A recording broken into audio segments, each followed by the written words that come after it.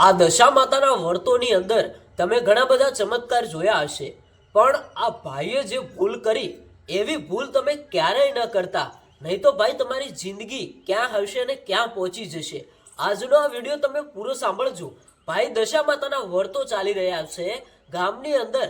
ઘણી બધી નાની નાની દીકરીઓ, ગામની સ્ત્રીઓ માં દશા માતાના વ્રત ધામધૂમથી કરી રહી છે, અને ગામમાં જ રહેતા આ ભાઈના ઘરે ભાઈ સારું જીવન એટલે કે મોંઘી મોંઘી ગાડીઓ, બંગલા, પૈસા બધુંય હતું, અને ગામની અંદર જે નાનકડી દીકરીઓ, ગામની સ્ત્રીઓ માતાજીના વ્રત કરતી હતી એમને જોઈને આ ભાઈ દરરોજ મજાક ઉડાડે, અને ગામના લોકો જે ગામની અંદર માં દશા માતાનું મંદિર આવેલું હતું ત્યાં પૂજા કરવા માટે જાય, ત્યાં આરતીઓ કરવા માટે જાય, એમને જોઈને આ ભાઈ ઘણી બધી મજાક ઉડાડે। આ ભાઈ પોતાની જાતને ઘમંડી માનતા, કારણ કે આ ભાઈના જોડે હતા ભાઈ ઘણા બધા પૈસા, ગાડીઓ, બંગલા બધુંય, એટલે આ ભાઈને પૈસે ટકે કોઈ પણ જાતની ખોટ નથી। અને ભાઈ કોઈ પણ માણસ જોડે જો પૈસા હોય ને તો બીજી કોઈ પણ જાતની જરૂર પડતી જ નથી, બધું વસ્તુ આપમેળે આવતું હોય છે। પણ ભાઈ પૈસાનો ઘમંડ ક્યાં સુધી રહેશે એ ખબર તમને આજના વિડીયોની અંદર પડશે। હવે આવી રીતે આ ભાઈ જે પણ માં દશા માતાના ભોળા ભક્તો હોય એમની મજાક ઉડાડે, ગામની સ્ત્રીઓ જે માતાજીના દશામાના વ્રત કરે એમની મજાક ઉડાડે। આવું ભાઈ ઘણી બધી વખતથી ચાલતું આવતું હતું, પણ આ વખતે જે માં દશા માતાના વ્રતો ચાલી રહ્યા હતા એ વખતે કંઈક અલગ જ થઈ ગયું। માં દશા માતાનો એક એવો ચમત્કાર જોવા મળી ગયો કે આ ભાઈની આંખો ફાટી ગઈ અને આ ભાઈનું જીવન રમણ ભમણ થઈ ગયું એવું કહીએ તો પણ ચાલે। હવે આખરે શું થયું?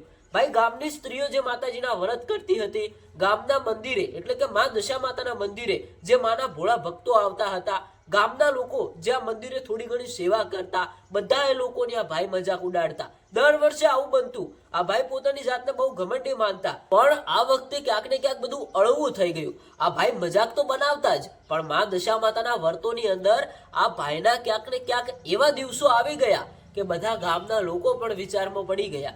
આખરે શું થયું એ રાત્રે, હવે ભાઈ આ ભાઈ જ્યારે રાત્રે સૂતા હતા ત્યારે અચાનક એમને એક સપનું આવે છે।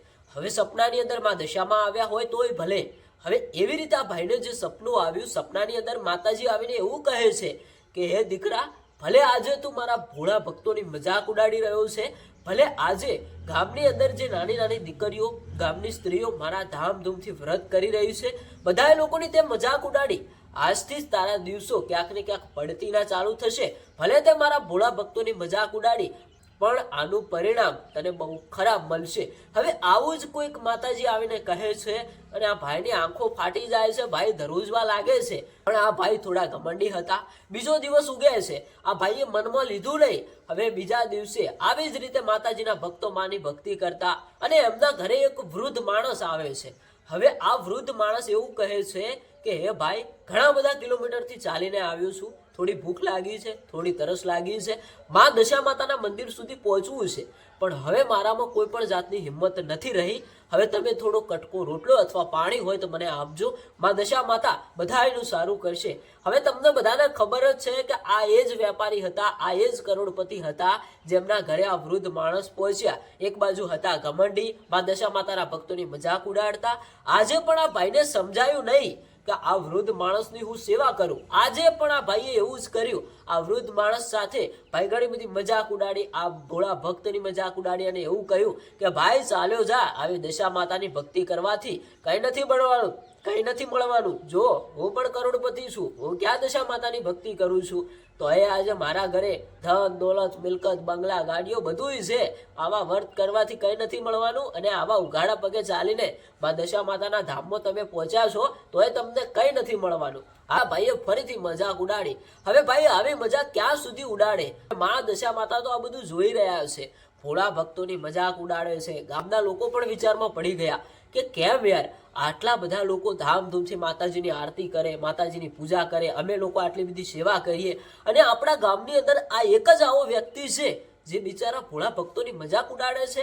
હે માં, તું આ બધું જોઈ રહ્યું છે, ક્યાંક ને ક્યાંક થોડી ઘણી ભક્તિના લાઈનમાં આ ભાઈને લઈ જા, અને ક્યાંક ને ક્યાંક થોડો ઘણો પરચો આપ।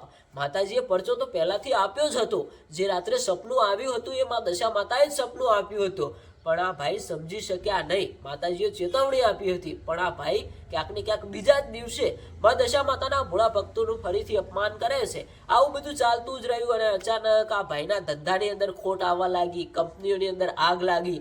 જે વર્ષો જૂના વેપારીઓ એમના પર વિશ્વાસ કરતા હતા એ બધો વિશ્વાસ તૂટી ગયો અને આ ભાઈના ક્યાંક ને ક્યાંક પડતીના દિવસો, જે ભાઈ બંગલામાં રહેતા હતા એ અચાનક ક્યાંક ને ક્યાંક ગરીબ નાના ઝૂંપડાની અંદર બની ગયા. હવે આ બધું જોઈને ગામના લોકો પણ વિચારમાં પડી ગયા કે કાલના દિવસે આ ભાઈ મોટા બંગલામાં રહેતો હતો અને આજે કેમ આવું? શું ખરેખર આ બધું શું થયું? આવું કેવી રીતે બની શકે? એ અમુક જે ગામના લોકો સમજવા વાળા હતા એ તો સમજી ગયા કે હવે ક્યાંક ને ક્યાંક મા દશા માતાનો ચમત્કાર થઈ રહ્યો છે. આ ભાઈએ ભોળા ભક્તોની ઘણી બધી મજાક ઉડાડી છે. માતાજી એટલે કે મા દશા માતા આ બધું જોઈ રહ્યા છે. હવે ક્યાંક ને ક્યાંક આ વેપારીના પડતીના દિવસો આવી ગયા. હવે આ વેપારી પણ વિચારમાં પડી ગયો કે આવું કેવી રીતે બની શકે? કાલના દિવસે હું કરોડોની સંપત્તિ વાળો હતો, મોટી મોટી ગાડીઓ, બંગલા, ઘણું બધું હતું. આ ક્યાં ગયું? ભાઈ બધું વેચાઈ ગયું. બેંકની અંદરથી લોનો નથી ભરાતી તો બેંક વાળા ઘર લઈ ગયા, ગાડીઓ લઈ ગયા, ખેતર, જમીન, કંપનીઓ બધું જતું રહ્યું.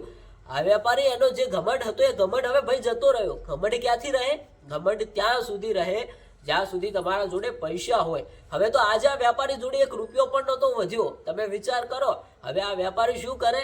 ભોળા ભક્તોની મજાક પણ કેવી રીતે ઉડાડે? હવે આ લોકો જે માતાજીની ભક્તિ કરતા હતા આ વેપારી જોડે આજે કઈ નતું. હવે શું કરે? કોઈની મજાક નહોતો ઉડાડતો, પણ ક્યાંક ને ક્યાંક શાંત થઈને બેઠો હતો.